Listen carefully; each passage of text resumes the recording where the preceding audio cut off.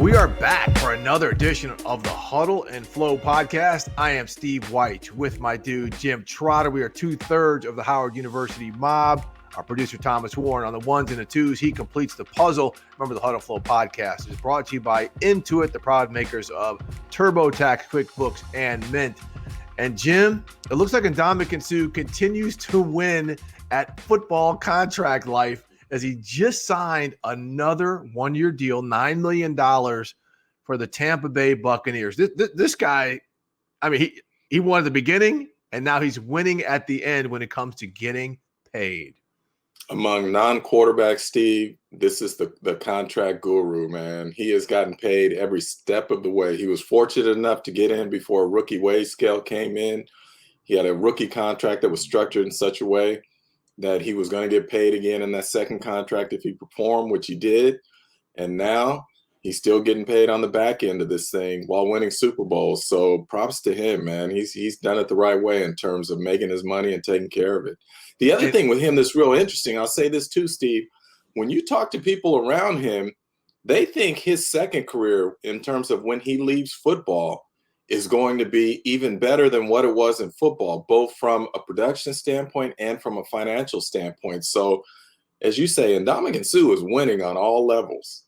And Jim, as you know, if you talk to him, he's one of the most brilliant guys in the NFL. I mean, he is like a scholar every time you talk to him. I know he's got the surly image and everything like that, but he's a real one. I mean, I really enjoy our conversations. And speaking of like off-season moves and things like that, we will be joined very soon by Bills general manager Brandon Beane.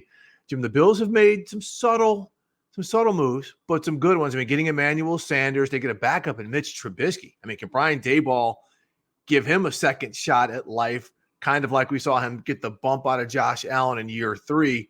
So that'll be interesting. So we'll talk to Brandon about those moves too. Is the AFC East, they're still the team to beat despite the spending spree by the New England Patriots. Yeah, I would have to agree with that. I mean, New England has done some things that obviously put them right back in the mix. But for me, as we all know, it's a quarterback-driven league, and it comes down to the quarterback. And if you're asking me who I have more faith in, Josh Allen or Cam Newton at this point, hands down, I have more faith in Josh Allen and what the Bills have done. So that's why I continue to say I believe Buffalo is still the front runner in the AFC East. But that division is going to beat up on each other as we go forward. You know, the Dolphins are on the come. We know New England's going to be coming back from this. I mean, hell, they won 7 games last year with everything that went on, which, you know, some might say it was one of Bill's better coaching jobs to get to 7 wins.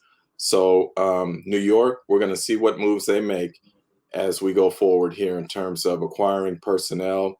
Are they going to move Sam Darnold, acquire draft picks, try and build that way? We don't know yet, but you have to believe Robert Saleh is going to have that team, you know, playing the right way and being competitive. So I think the AFC East is going to be a lot of fun this year. Yeah, the draft officially starts at pick number 2 to see who's going to be picking at number 2 and what the Jets could absolutely be doing. Well, on that note, Jim, since we're on that roll, let's go ahead and bring in Brandon Beane, who's joining us from the Pro Day tour. He's going out looking to find and to excavate talent to help the Buffalo Bills.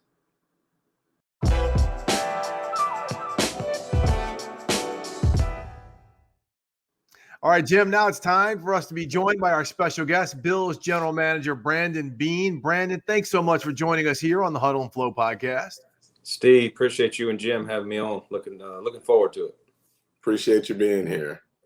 Yeah, we really appreciate you fitting us in between all these pro days. We know you're on the tour right now, but you know, before we get started, you know, talking about the evaluation process of some of these prospects, Jim and I wanted to talk to you about a rule that you and the Bills are proposing to go to the competition committee and the owners next week at the league meeting, which is to basically slow down the interview process for head coaches.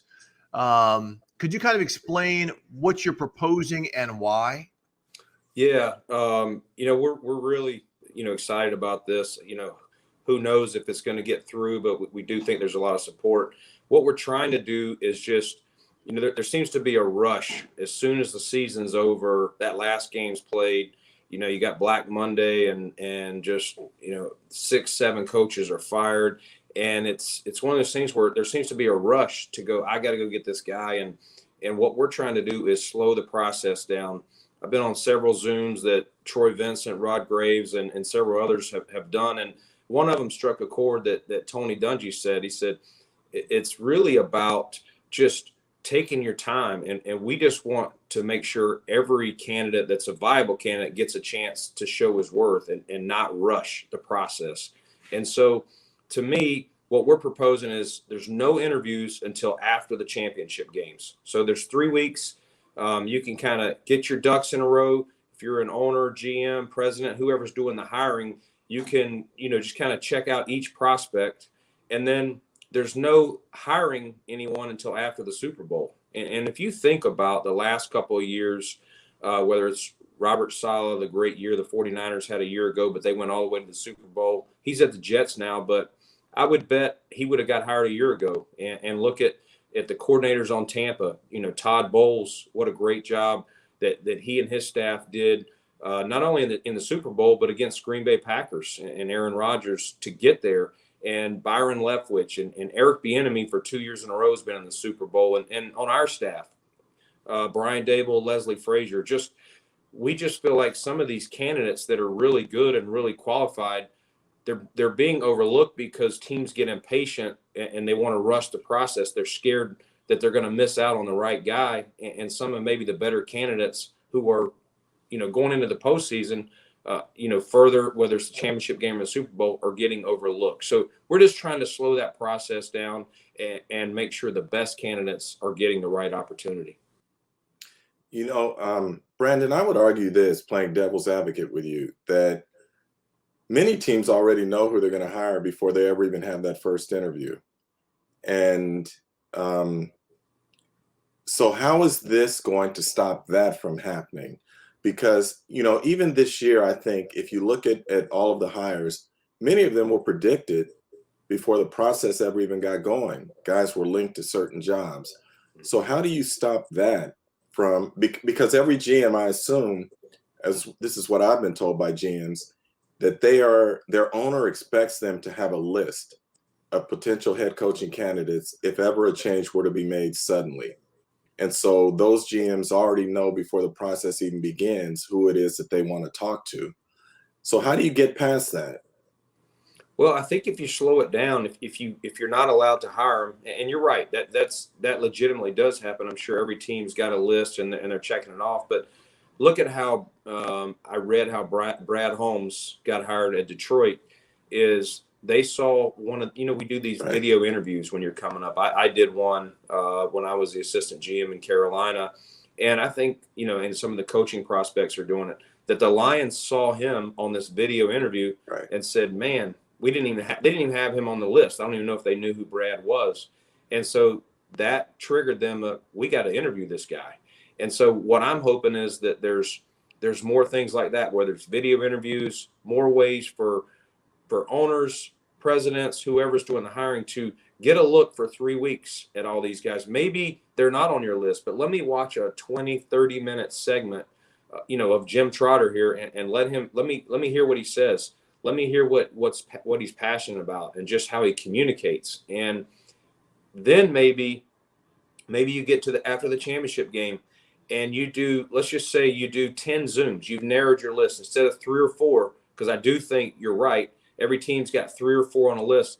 Let me do 10, 12 Zooms, that week. And then I still have another week. And then I can go as soon as the prior to the Super Bowl, I can go in person with maybe 3 or 4, just slow the process down. I think it just allows, I think there's just such a rush I've got to hurry up and name a head coach and make sure I win the press conference and I get the guy that everybody's saying needs to be hired.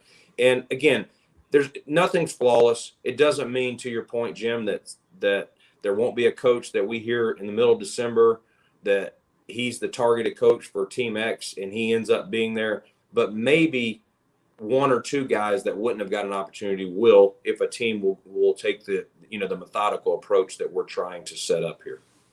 Can I make one more point here? What I believe part of the issue is as well is that there's not diversity at the table when the hires are being made. And that means from a GM standpoint. Now, we were fortunate this year that 2 were hired or 3 were hired. Mm-hmm.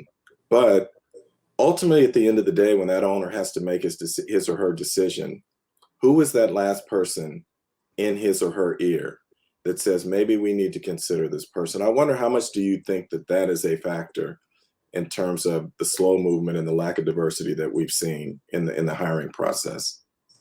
Yeah, I do think that's real. And I think the more diversity that we add, and to your point, it didn't happen as much with the head coaches this year, but the needle did get moved, from the GM standpoint. And those are some very good hires that those teams made. And it's not going to be fixed overnight, but to me, what we've been doing hasn't been working, the process now.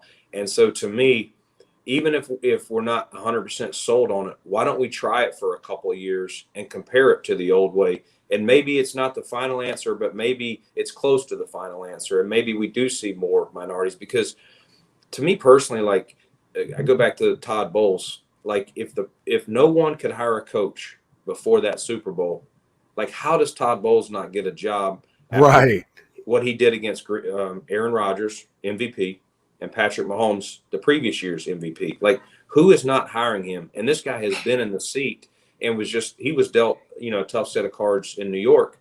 He's well respected around this league. I just think Tampa won too many games and teams didn't want to wait. Well, tell me, Brad, what about I know initially, I think in your proposal, you had also included general managers. Yep. In that process. You are going to tweak that to kind of remove the general managers from that post-championship game interview suggestion, correct? Yeah, so some of the feedback we got was that, some of the owners may have a hard time because they may want to hire a GM to be involved in the head coach search. So they would like to do that. And to the point that I heard is, guys who are assistant GM or director of scouting, whatever role they're interviewing for, they're not impacting a playoff game, which is the other part of this. Is you've got coaches that are distracted. They're trying to go win a playoff game, yet they're interviewing for the job of their life, the dream of their life in a whim. I got to prepare all week long. I mean, I know that with just in our building, Leslie Frazier trying to get ready for the Houston Texans interview, Brian Dable trying to get ready for the Chargers, the Jets, maybe one other. I think he had 3, but just allow these people to also finish the season and collect their breath and then prepare for this interview. But so we're going to take the GM off. It's really going to be, Steve, for head coaches and coordinators, because now you can interview for coordinators and they can't be blocked. So all of those will wait in this proposal until no interviews until after the championship games and no hires until the Monday after the Super Bowl. Yeah, I agree with your point that what's being done now isn't working. So why not try something new?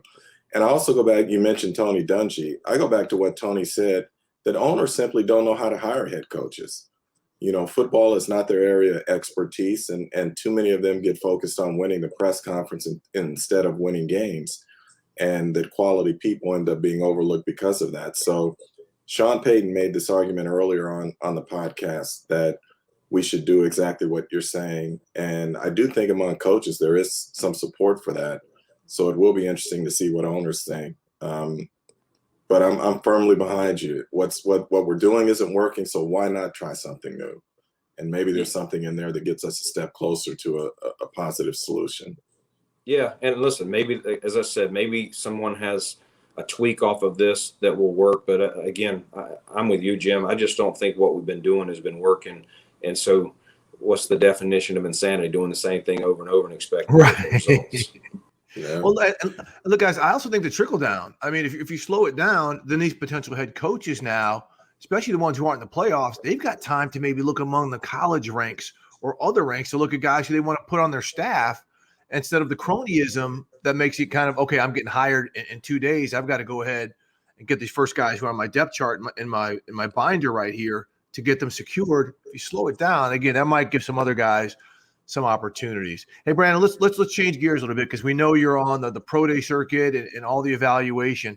But how is it this year now, as opposed to last year, when you couldn't get the bird's eye view and get your hands on these guys, when now you're getting into the pro days and getting able to see them and talk to them in person?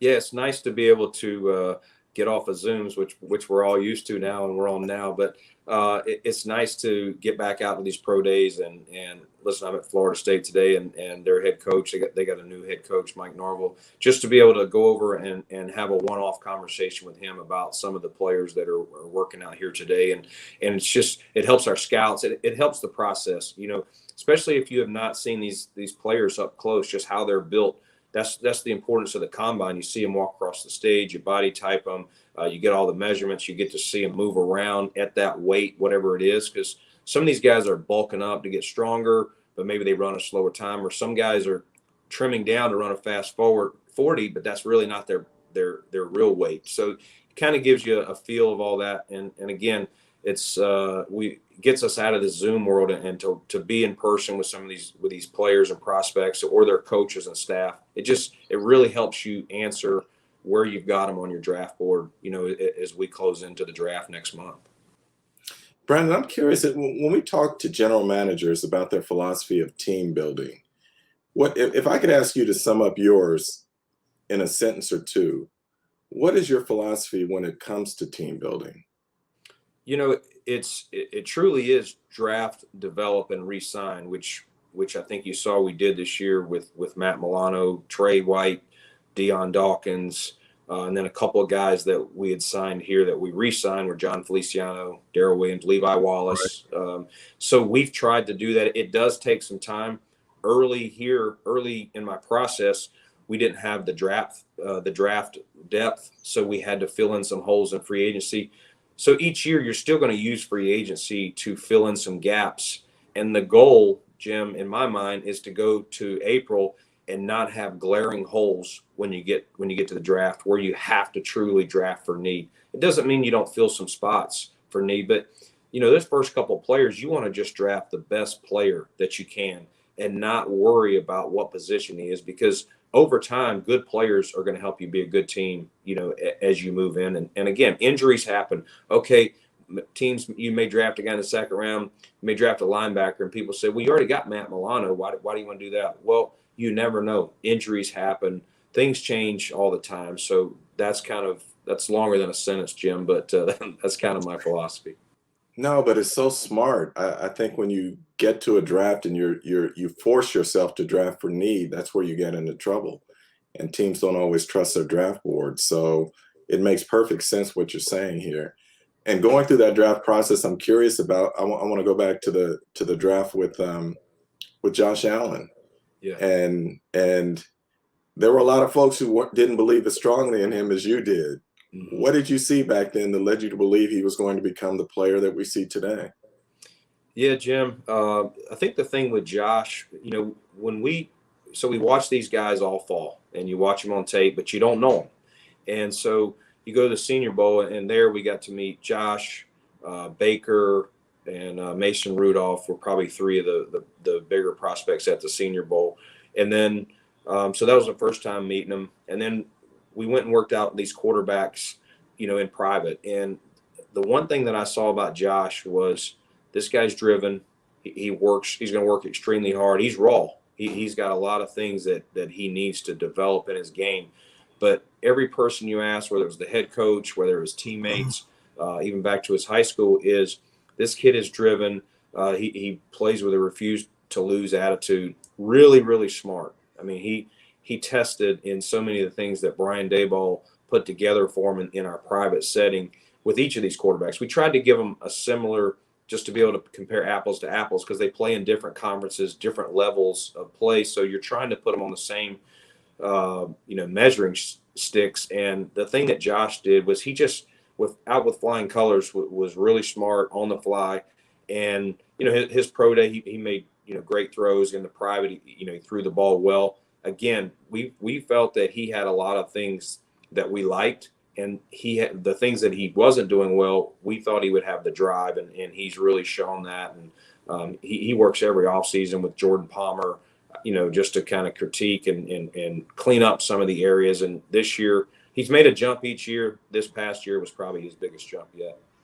Oh, it was a huge jump. It was a seismic jump. Yeah, it's like he was on a trampoline. He just took off, man. And I'm assuming he's a great kid. I'm assuming part of that has to do with Stefon Diggs showing up. And can you take our listeners behind the scenes about the trade for Stefon? People think those things happen overnight.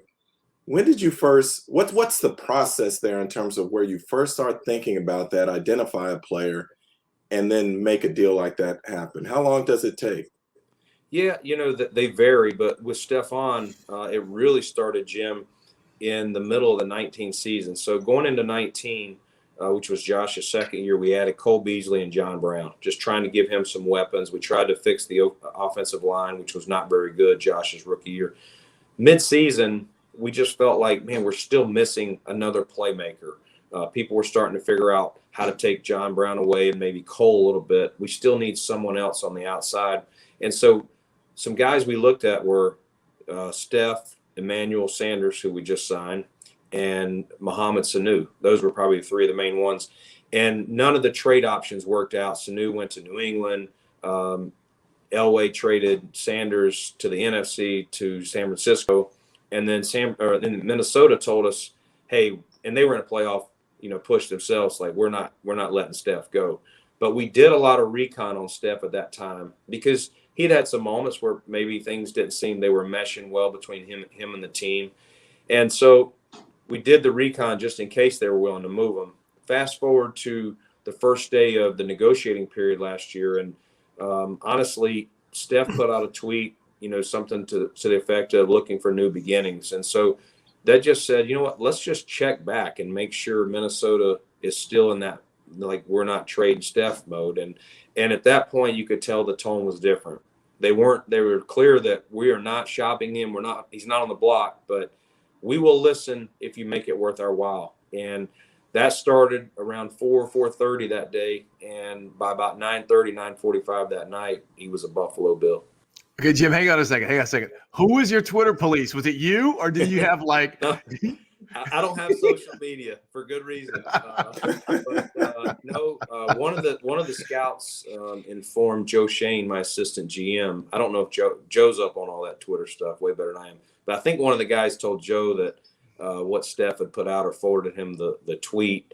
And so Joe just said, hey, should we look into this? I said, call him and check it out. And spoke to George Payton, who's now in Denver. And so George and I and Rick worked the deal out, like I said, later that day. When I woke up that day, I had no idea when I would lay my head down that night that Steph Diggs would be a Bill, but was very excited to add him, and what a great addition he was for us this year. Not only as a player, but the guys really gravitate to him. This guy practices really hard, just raise the intensity of our team in practice, which makes games even easier.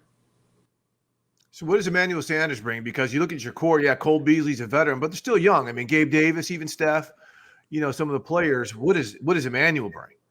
He is a competitive dog. I mean, that's the first thing. He sat in my office the other night, and I said, describe yourself, because I want to tell you what I see. And he said, hopefully you see a dog. And I said, I see a dog. And we laughed because he knew that I had tried to trade for him a couple of years ago, and I'd actually been talking to his agent before we traded last year because he was leaving San Fran, and before he signed with New Orleans, I was talking to Todd France about trying to get Sanders now, and then the opportunity to go get Steph presented itself, and that was a sure thing, trading for him versus recruiting Emmanuel to come sign with us versus some of the competition. So we laughed about it because two of the guys I was trying to trade for in 19, now I got them both and paired them up with Cole. So funny how it all works out in the end.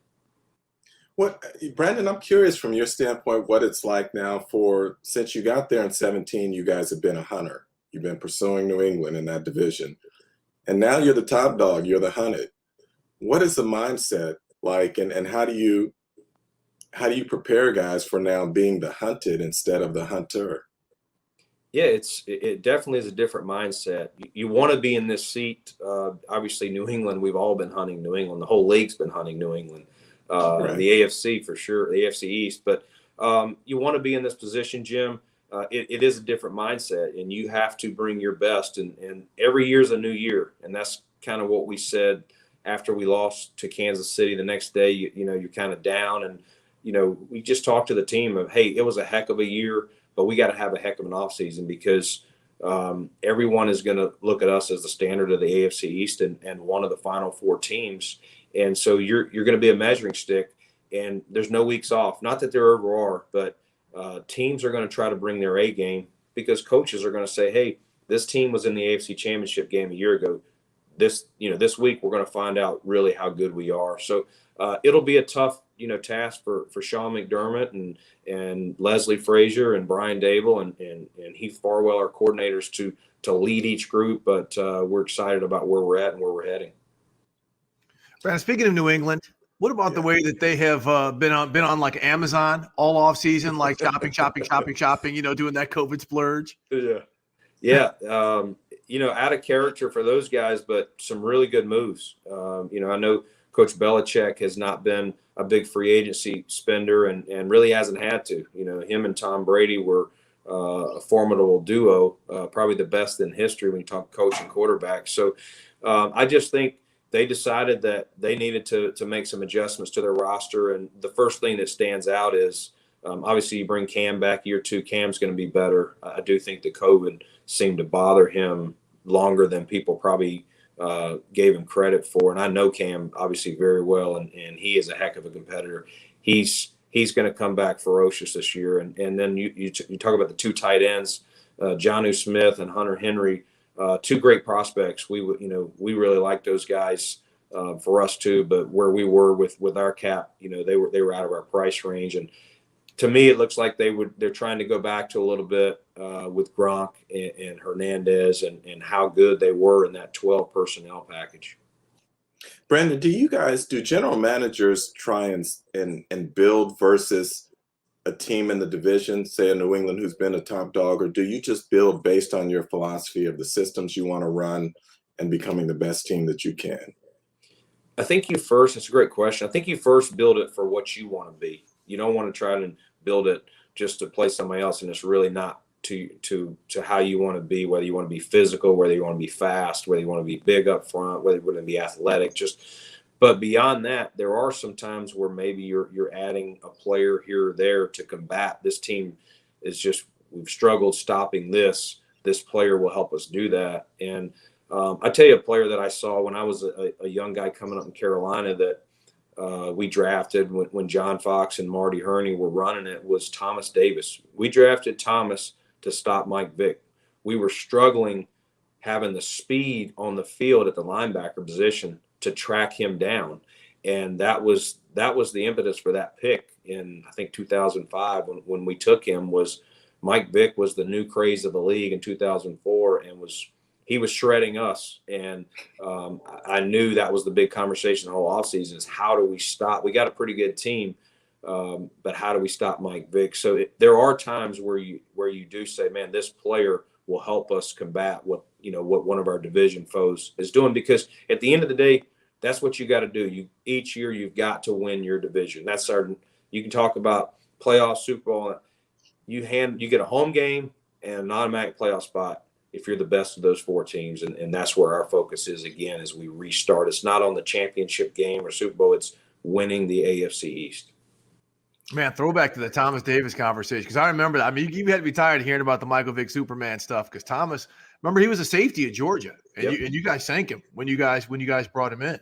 Yeah, no, he's I'll never forget his cut-up tape, 25, 30 plays of let's just look at what this guy can do. And from Georgia, I mean, we would pull it up some years later. It's fun to watch. I mean, Thomas was just coming from that safety and just destroying guys. And you're just like, man, the physical nature, the speed at which he plays, we just didn't have that. And once it was a position change, and more guys do it now. Matt Milano was a safety that at BC that's converted to linebacker, but that didn't happen a lot back in the mid 2000s. And so to add Thomas and look at the career he had, 3 torn ACLs, and the guy still kept playing. I mean, texted with him recently as he did the 1-day contract with Carolina. What an awesome dude and a great career, great father, great man. I'm sure you guys know him, but they don't get much better than TD. Brandon, last week they announced those new TV deals from a GM standpoint, I'm sure you've got agents who are saying, we're going to slow play these contract negotiations now. Wait for these deals to kick in. Against that backdrop now, what can we expect with Josh Allen in terms of extension for him? Do you have a timeline? Or are they trying to slow play it? Yeah, I cannot wait for this. Oh, no doubt. Well, I said I had to do a little media deal last week after free agency, and my first line they asked about Josh. I said, "Oh, we've already agreed to a nice hometown discount," and Yeah. laughing, but his agents would probably be like, "Hell no!" So no, it's one of those things. We're really proud of Josh, and we'll get through the draft, and then probably sometime in the late spring to summer we'll get those conversations going. Who knows where they'll go, and it's got to be fair for them, fair for us, and I go back to when, again, my experience with Cam. The first year we tried to re-sign Cam was after maybe 2013. I think the year before we did him, we had tried really hard to get him done, and we couldn't get him extended. And it just was one of those things where they were, we were a little uncomfortable, and where we were, they were a little uncomfortable. So we paused it and we said, all right, let's let Cam play another year. So he played 2014, and then going into his MVP year, we got him done. I'm glad we got him done then, because it would have been crazy about that MVP season. So, it's got to work for both sides. It's a deal that will be important for Josh, obviously, but for us, because you got to plan everything around that quarterback deal going forward, because it's going to be such a big number. And again, I'd love to say we'll definitely get it done this offseason, but we're going to try, and we'll just have to see where it works, if it works itself out. What do you take from, or is there anything to take from the situations we saw, for instance, with Kirk Cousins and then with Dak Prescott, in terms of deciding that they're going to bet on themselves and play on a franchise tag? From a management standpoint, how important is it to avoid that, particularly when we're talking about the quarterback position and what those dollars are? Yeah, you would like to, and I assume those teams tried as well. Obviously, I'm not privy to what the offers were and what the structure. Sometimes it's more about structure than money, and so I don't know what held those deals up, but it helps you for your planning is the sooner you can get that that contract done. So again, I hope that we can get him done. If not this year, next year. You don't want to get into the franchise and all that stuff. It's a tool that you use if you have to keep a great player. But at the end of the day, we want Josh here for the long term. We want him to be happy, and obviously we want it to be a deal that we can still put talented players around him, because Josh competitor, he's not wired for us just to pay him and then not be able to put stuff around him. So we'll try and find that deal that works for him and works for us. All right, Brandon, we know that sounded like that negotiating line there. You got to put some talent around him. Hey, Jim, all we know is everyone's just like, okay, nice job, Brandon. But we do know the spike that's going up in that cap in 2022 and 2023. Hey, you guys are supposed to help suppress the market, not improve it. Yeah, good luck with that. No, that happened this year. Hey, Brandon, we know you got to get out. I got two real quick ones here for you. And, and this is coming off the COVID year and just evaluating not just what you see on film, but the player. And I know, again, you haven't had your hands on these guys as much. We saw what happened with Isaiah Wilson, right? The tackle from Tennessee, who just got let go in Miami. Is it tougher to kind of get that insight on a player coming off a year we just had, again, where you have not had as much access around these guys to kind of figure out maybe what could be behind the scenes with a guy than maybe normal? Yeah, you do have to. It's the access has been obviously much less to strength coach, trainers, position coaches, whoever on a certain staff. So tracking these people down and one, whether it's phone, Zoom, FaceTime, whatever it is, it's the onus is still on our staff, whether it's the scouts, myself, whoever coaches on our staff to find out who these people are. We can watch the film all day long, but once we draft this player, how are they going to fit in Buffalo? Do they have the work ethic? Are they going to be great teammates? What are their smarts like? All these things we can't necessarily tell from the film. That's our job. from now until, April 29th or 30th, whenever this draft gets here. Brandon has this great diet. Him and I, a little less than a year ago, we were talking about our COVID munchie, our go-to. Hey, Brandon, Jim's lost like 15 pounds. He is like the Peloton king right now. Like, he is 25. 25 pounds. He is like doing it, right? That's impressive. All right. So I've been kind of up and down, but I'm still hanging around my 215, my target weight. Are you still killing the monster mix, Jim? That's like the peanuts, the trail mix, and the M&Ms. The M&Ms are the bad part because that is so good, man. I've had to stay away. So I did during this year. My son got into it too. So my wife was buying for both of us, and I kept telling her, "Stop! This is killing me." But we started this inner office weight loss, Biggest Loser, 2 weeks ago, and the road is tough to do that on. But we started it, so I'm down a few, but I got a ways to go. We turned in a nice little competition. Basically, we have from now until the draft. We paired each other up with a big guy and a small guy, and it'll be fun to see where everybody ends up here by the end of April. Okay, wait. Right, no, real quick, Jim. Were you paired with a big guy or a small guy? Because now we know where you stand by your answer. They crushed me that I should have been one of the big guys, but luckily I still slightly fell in the small guy category, just like that much, though. That's awesome. Who's your guy? Who's your partner? So I got one of our equipment guys. His nickname's Scobes. He's Scobes is up there. He's in the 250s. So I told him, I went down a couple of times, and some of the guys, they knew how competitive I was. They put some snacks on his desk when they knew I was coming down there, and they said, hey, look at Scobes, what he's doing over there. And I went over there and I said, Scobes, no beer, no snacks. You got 7-8 weeks. Like, if you like working down here, you better start losing some weight because I want to win this thing. Oh, that's funny. I'm going to leave you on this, Brandon. One question. The last few GMs we've talked to, their route to their position was sort of off the beaten path, if you will. Terry Fontenot was in the marketing department for the Saints.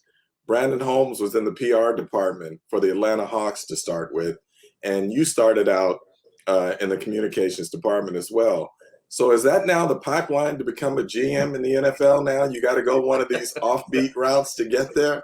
I'm not saying go my path. It's very, very, very non-traditional. A month in communications, and then I was doing some player engagement and folding towels in the equipment room. So it took me a while to get my footing, but it all worked out. So I'm not saying it's the right path, but again, it does show you there's a lot of different ways that you can get there, and I do think it helps that when you've seen how other departments work, because when you're a GM, you're not just scouting players. That's obviously an important piece, but you're leading, you're managing a lot of things you're doing budget-wise, whether it's your football ops budget or obviously your salary cap is the most important budget that you're overseeing. So I do think the variety that you're talking about Brad Holmes came from and Terry Fontenot and those guys, I do think that helps when you get in this seat. All right, but Brandon, we can't thank you enough. And there will be a special bucket coming to Scobes. Since you're disciplined, we're going to test him right now. Jim and I are going to put all kinds of sweets and munchies in there to see if you can push him up on someone else. Hey, Brandon, thanks so much for joining us. Go find some players. All right, guys. Appreciate y'all.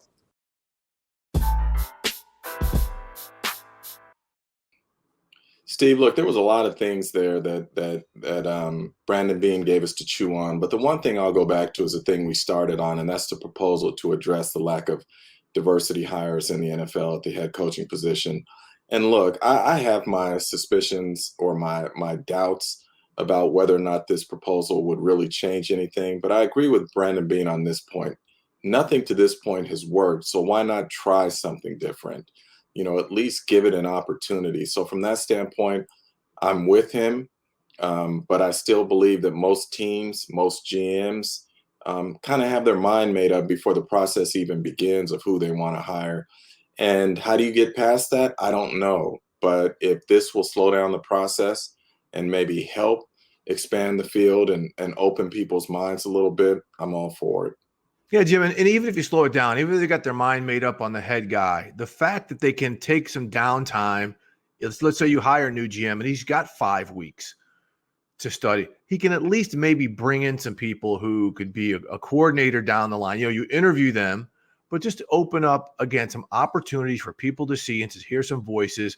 Again, the Brad Holmes example, we heard Brandon talk about it. We had Brad on talking about it. They didn't know who he was until somebody with the team was like, I remember this guy from an archived interview. We might want to check him out. And boom, he becomes the general manager of the Detroit Lions. So I'm with you 100%. This is not the first time this issue has been raised to try to slow down the process. We'll see if things continue to change, because, Jim, as we know, the league has changed just about everything except for the minds of owners, who do the hiring here. Absolutely. Because it's always funny when people, they'll interview us and they'll ask me, what can the league do to improve this? And I always come back and tell them the league has done just about everything it can do. It is not a league issue. It is an ownership issue. Owners make the hires when it comes to head coaches and general managers. So let's put the focus where the focus needs to be, and that's on ownership and not the league. And I've said this 1,000 times, I'll say it again. The fact that the league went so far as to try and bribe teams to hire Black people as head coaches or GMs, man, you talk about, overstepping your bounds and something that was insulting to many of these potential candidates. But that shows the desperation that the league office had in terms of trying to address this issue and level this playing field. So again, let's keep the focus where it belongs, and that's on ownership, and that's not on the league office or anyone else. 100%, and props to the Buffalo Bills for, again, addressing this issue. Brandon Beane, Brian Daboll, and Leslie Frazier, two gentlemen who were kind of on short lists to become head coaches, in his opinion, lose out on the process because their team advanced to the playoffs. And again, he also mentioned Todd Bowles and some of those other coaches, Eric Bieniemy, who also had opportunities. So again, props to the Bills for at least pushing this issue and keeping it out to the forefront. And good luck to Brandon Beane on the weight loss challenge with his partner there. The Monster Mix is on the way. All right, Jim, we're getting ready to button this thing up right here. Another awesome episode of the Huddle Flow podcast brought to you by Intuit, proud makers of TurboTax, QuickBooks, and Mint. Jim, why don't you get us out of here? Yeah, once again, we want to thank you all for subscribing. We want to thank you for listening. And please continue to leave us messages in terms of who you want to hear from, what you want to hear about. And that way, we can continue to give you more of what you're funkin' for. And speaking of continuing to give you more, next week, you heard from him a little bit earlier this week, but we're going to have unplugged Jameis Winston next week. Is he going to be the heir to Drew Brees? And we also have the Hall of Famer Warren Moon joining us. So again, we continue to bring it here on the Huddle and Flow podcast. So for my dudes, Jim Trotter and our producer, Thomas Warren, we are the HU Mob, and we are out. Peace.